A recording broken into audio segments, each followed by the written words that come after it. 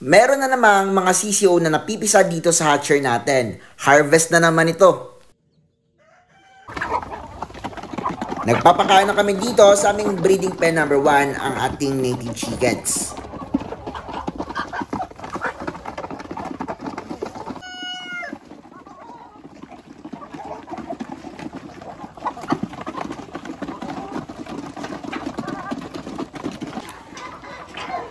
Breeding pen number 2 ang ating mga black Australorps.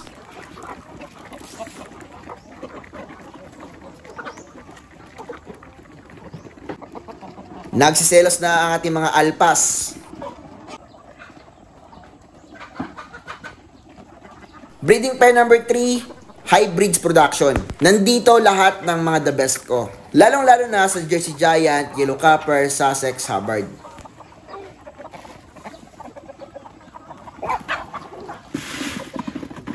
Breeding pen number 4 ang ating mga Rhode Island Reds.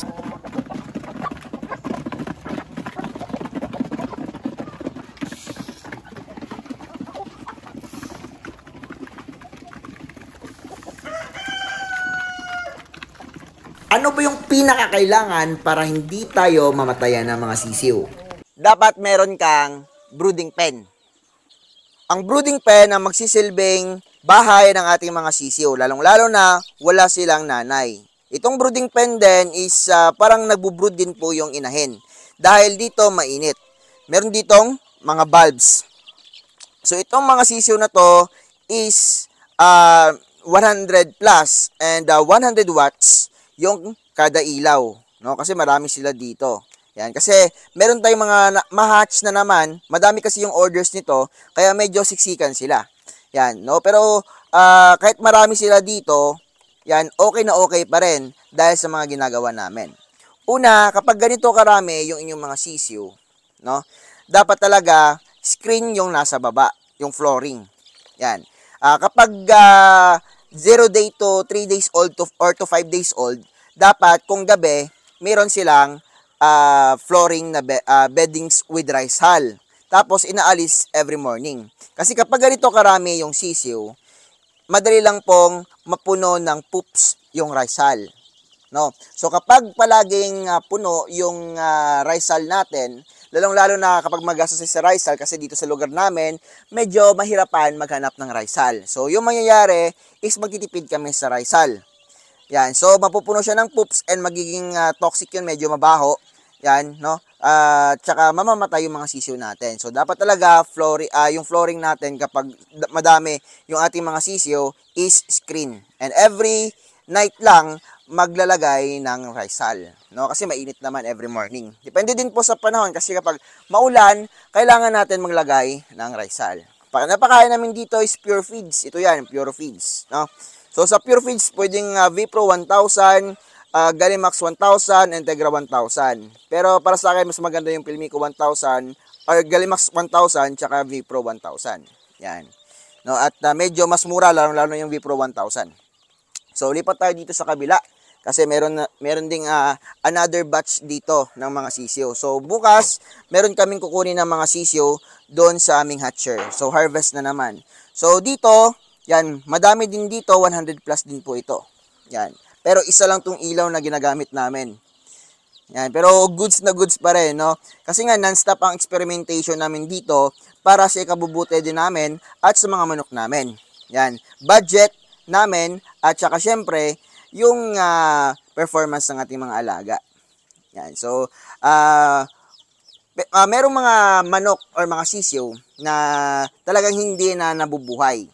No, kahit anong gawin natin, mamamatay talaga sila, lalong-lalo na kapag yung sakit nila is inborn, may sakit sa paa, sakit sa mata, may problema sa pangangatawan, bloated, lumalabas yung kanyang intestines, no, mamamatay po talaga yung ating sisiw.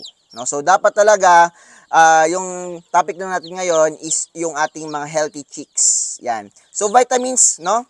Napaka-importante ng vitamins. Sa mga walang pambili ng vitamins, try nyo lang yung asukal kasi pampaganang kumain yon, no? And molasses for stronger bones ng ating mga chicks. Itong mga chicks kasi natin, kumakain po ito ng high protein feeds. no? So, doon sa mga fattening, pang-broiler dapat yung patukan ninyo, no? High protein feeds na pang-broiler. Kapag high protein feeds na pang-broiler, mas mataas yung protein content noon para mas mabilis siyang lumaki. So, karamihan sa mga pina-fattening is nalulumpo. So, kailangan nila ng molasses for the stronger bones. Yan. Pero yung ginagamit din namin na vitamins dito, yung branded, is yung Intenso Plus. Sa pagkain naman nila is yung King's Vita Plus kasi meron yung mga multivitamins, electrolytes, kompleto siya at saka may probiotics. Kaya napapansin nyo, wala gaanong langaw dito sa mga sisiyo natin, no? Kahit pure feeds sila. No? Sa ibang farm, kapag pure feeds, walang probiotics, malangaw and mabaho. Yan, maamoy pa talaga. Kasi yung tulong ng probiotics is to minimize yung baho ng poops ng ating mga manok. Yan, kaya hindi masyadong malangaw. Yan. And kapag nagkakasakit sila, yung tip namin dito, no, lalo na sa mga naghihina talagang sisiw. Wala kasi ako nanghihinang sisiw dito, no. Pero kapag meron kayo nanghihinang sisiw, pwede nyo idirekta yung Panamox Forte sa bunganga nila, no. Pinch lang, ganito lang, no. Kurot lang, tapos ilagay lang natin sa bunganga nila. Yan. Napaka-effective nun. And kapag may tiyaga ka lang, kahit once a day lang, no, hanggang gumaling yung inyong mga sisiw. Yan. Kapag hindi man siya kumakain, pwede nyo siyang lagyan sa bunganga niya. Yan. So, dito sa mga breeds natin, sobrang ganda talaga. And meron ako napansin dito, malaki talaga. Yan. Ito, Bard. Ito yung ating Bard Plymouth Rock. Yan. Parang ito tong Bard Plymouth Rock, crossbreed sa ating Jersey Giant. So, this is not pure breed, pero ganda ng tangkad ng manok na to. No? Kasi nga, meron tayong Jersey Giant, dalawang Jersey Giant. So, dito din, meron tayong Jersey Giant and Naked Neck. Maraming napuproduce yung mga Naked Necks din natin. And talagang malalaki sila, solid na solid. Yan. So, meron tayong mga puti, which is mga light Sussex natin. And meron tayong mga pula, Rhode Island Reds pure yan. And may mga black din tayo na sobrang itim, which is mga black Australorp na pure. Yan. So, halos dito is may mga buyers na yung mga sisiw natin. Kukunin na to sa December 19. 500 chicks yung order nila. Kung kaya natin yan. Yan. No? Yan. Kaya talagang siguro last week of December or last 2 weeks ng December, hindi na kami magbebenta. For ano na lang siya, for breeding purposes lahat ng mga manok namin and for growing namin. Yan. So yung sa ilaw, napaka-importante niya na dapat 100 watts. Hindi kasi enough yung 50 watts at 25 watts kapag medyo marami yung sisiyo natin, no? So, yun na naman yung mga ginagawa kong tips, and always check your chicks, no? Kasi hindi lahat na panahon is mabuti. May mga emergencies na mangyayari or disgrasya na mangyayari sa inyong mga alagang sisiyo, no?